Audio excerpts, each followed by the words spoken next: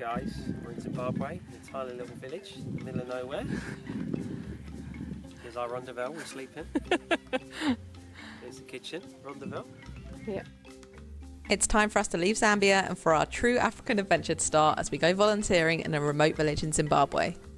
We had a night bus from Victoria Falls to Bulawayo, and a second bus took us to Masvingo, where we were told a man would meet us for a shared taxi.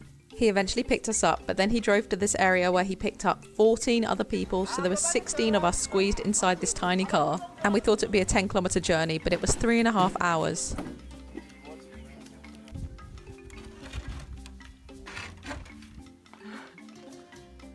It is inside?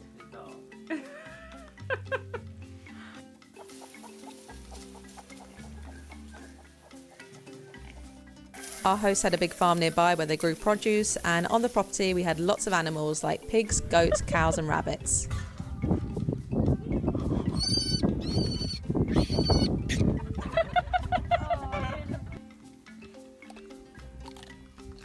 Hello.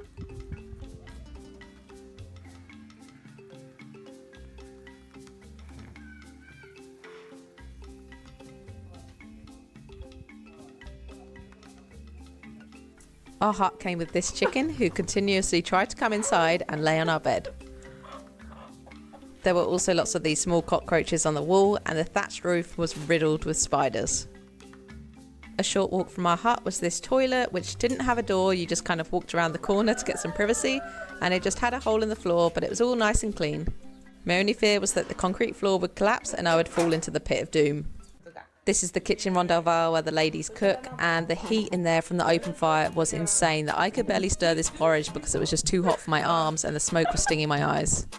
We were always fed 4 meals a day, which seemed like quite a lot for us. So breakfast was always porridge, and there was a late breakfast, lunch and dinner meal, and they were all quite similar. All of the meals were vegetarian. They did have soya meat too, which I'm not a big fan of. Sadza was always a big part of the meals. It's a traditional Zimbabwean dish made from cornmeal and water.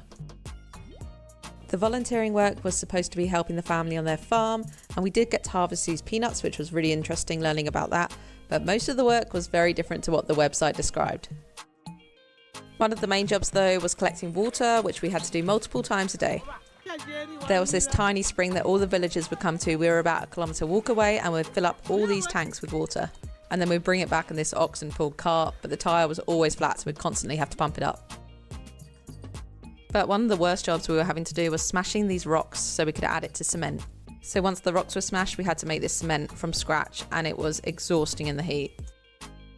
Another job was filling up this huge vat of water. Some tick treatment was added to it, and all the villagers bring their cows so they could jump in the water. We also had to herd our host cows here, and we had no idea what we were doing. The host didn't give us any instructions. I think he just assumed that everyone has done this in their life, but we certainly hadn't. It's a shame that our first 3 days were making the cement and smashing the rocks, because it was really tough work and it put us off staying the full 3 weeks that we intended, and we ended up deciding to leave after a week. One of the highlights though was visiting a local school, and on the way we met all the kids commuting there, and some of them walk absolutely miles to reach it.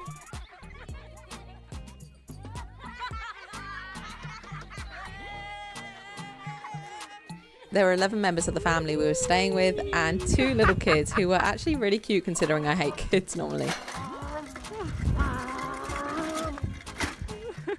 One day they led us through the bush to a river where we could wash our clothes, and I have no idea how they found this route. It was amazing because they're only 4 and 3 years old.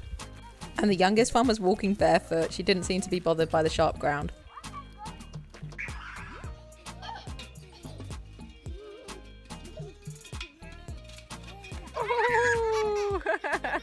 The fucking chicken on our bed. Dude!